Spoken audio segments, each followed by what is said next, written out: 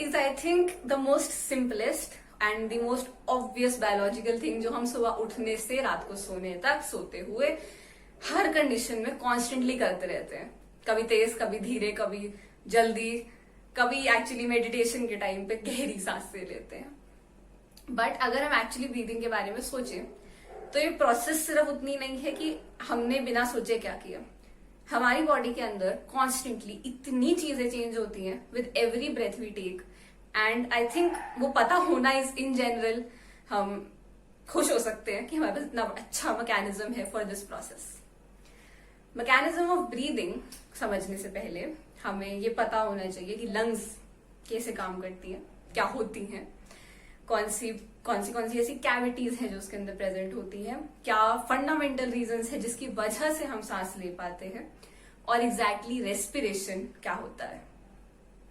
I think आप लोगों ने पढ़ा होगा या शायद कहीं सुना भी होगा. रेस्पिरेशन वर्ड सिर्फ वहां तक नहीं रहता है कि आपने सांस लिया और छोड़ा.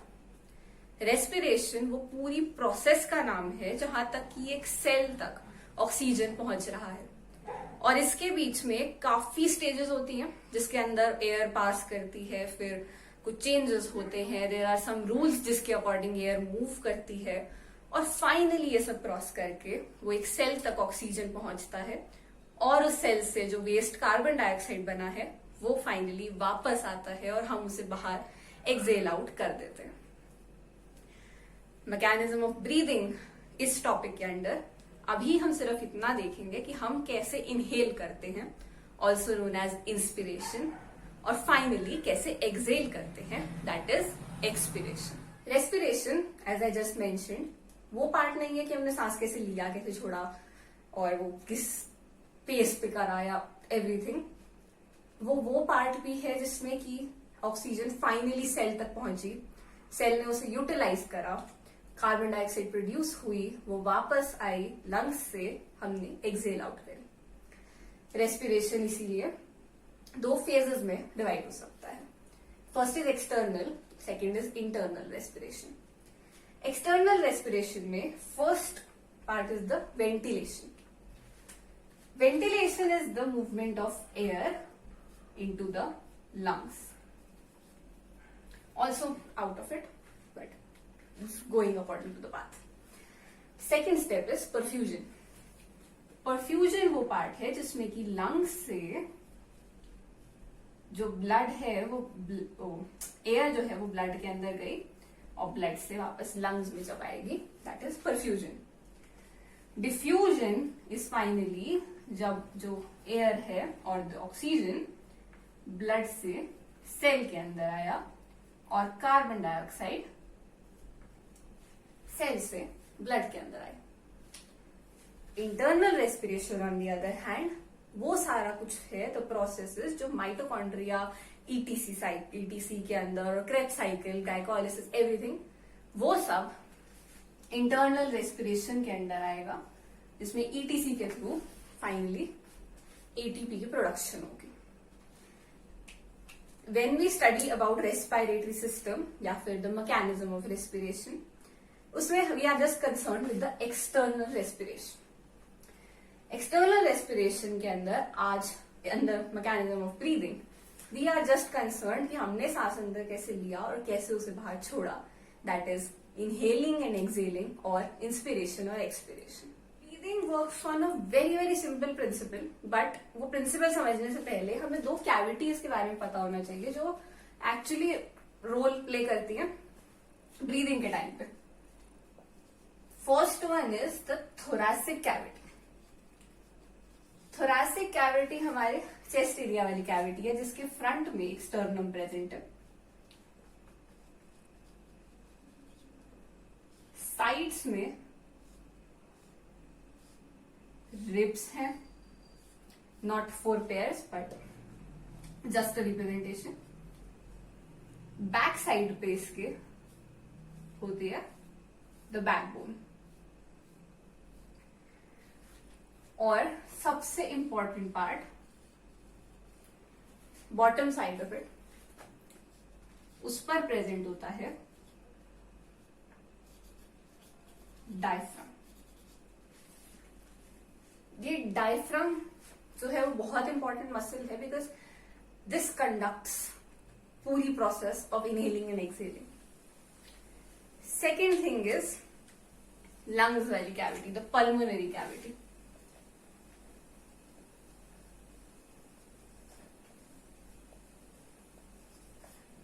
लंग्स हमारी कुछ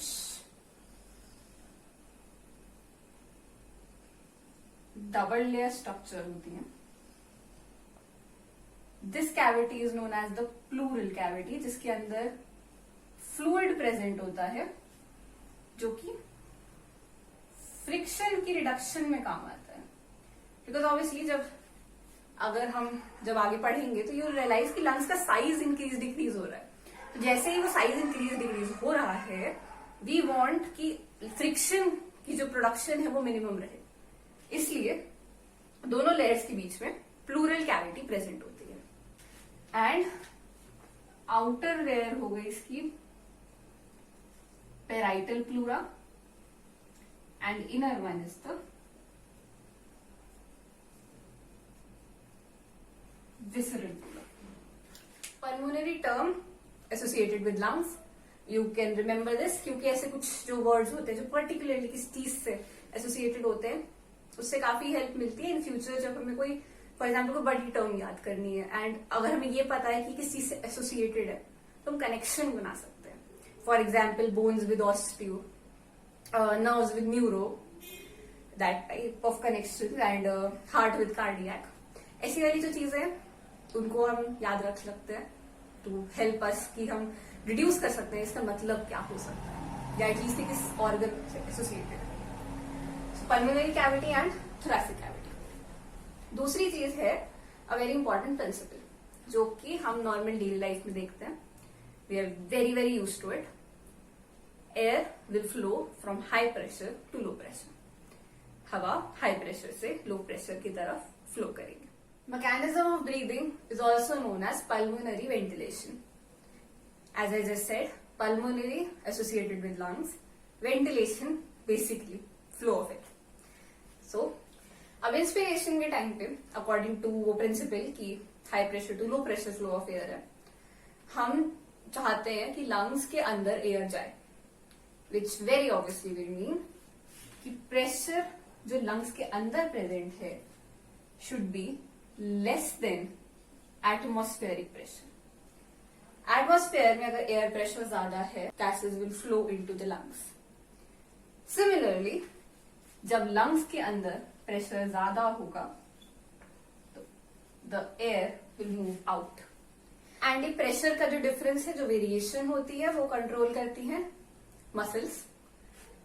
one of them is very popular, the diaphragm और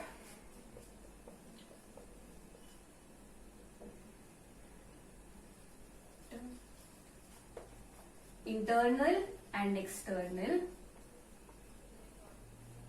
इंटरकोस्टल मसल्स. ये प्रेजेंट होती है रिब्स के बीच में. इनके कॉन्ट्रैक्शन एंड रिलैक्सेशन से फाइनली ये प्रेशर चेंज होता है और इसकी वजह से एयर अंदर आती है और बाहर मूव करती है. सो इंस्पिरेशन के लिए अब पर्पस ये था कि लंग्स का अंदर का pressure should be less than atmosphere का प्रेशर, ताकि air can move in. So the first step is the contraction diaphragm की और एक्सटर्नल इंटरकोस्टल मसल्स की. इनको दोनों को इंस्पायरेटरी मसल्स भी बोलते हैं, बिकॉज इनकी वजह से इंस्पिरेशन हो पाता है. एंड इस पूरे प्रोसेस के अंदर डायफ्राम का रोल मेजर है. Approximately 75% of the contraction diaphragm की वजह से होती है. सो लेट्स से ये दोनों हमारी लंग्स है एंड ये उसके नीचे डायफ्राम. डायफ्राम जब रिलैक्स स्टेट पे है तो वो डोम शेप्ड है, लाइक उल्टा सी. हाउएवर जैसे ये कॉन्ट्रैक्ट करेगा, आई सिंसियरली होप हमारी लंग्स ऐसी ना हो, ये स्ट्रेट हो जाएगा. सो जैसे ही अब ये डोम शेप स्ट्रक्चर स्ट्रेट हुआ, उसके ऊपर एक गैप क्रिएट हुआ, थोरैसिक वॉल्यूम इंक्रीज हुआ, इसकी वजह से जो पल्मोनरी वॉल्यूम था वो भी इंक्रीज हो जाएगा, लंग्स का वॉल्यूम इंक्रीज हो जाएगा, वो एक्सपैंड हो जाएंगे, क्योंकि थोरैसिक कैविटी के अंदर डायफ्राम कॉन्ट्रैक्ट हो गया है, जगह है, रिब्स बाहर की साइड एक्सपैंड कर रही हैं because of the external intercostal muscles. Ribs बाहर की तरफ मूव कर रही है, डायफ्राम नीचे चला गया है, थोरैसिक चेम्बर में कैप क्रिएट हो गया क्योंकि हमने 2 वॉल्स मूव करी हैं उसकी। इस वजह से पल्मोनरी वॉल्यूम इंक्रीज हो गई, लंग्स एक्सपैंड हो गए। जैसे ही लंग्स एक्सपैंड हुए, इंट्रा पल्मोनरी प्रेशर ड्रॉप हो जाएगा।